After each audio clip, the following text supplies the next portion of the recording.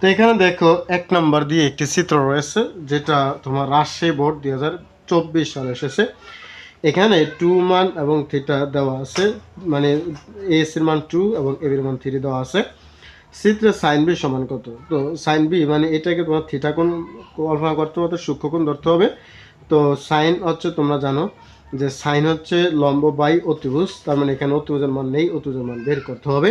তো তোমরা বন্ধুরা অবশ্যই অলরেডি জানো যে অতিভুজ কীভাবে বের করবো, সেই সূত্র অর্থাৎ থিটার সূত্র ব্যবহার করে, অর্থাৎ বিসি বিসির মানকে বের করো। খেয়াল করো বিসি সমান, যেহেতু বিসি মানে কি অতিভুজ, অতিভুজ স্কোয়ার, তো আমরা স্কোয়ার না লিখে ডান পাশেই আমরা সেই স্কোয়ারকে বর্গমূল হিসাবে ব্যবহার করব।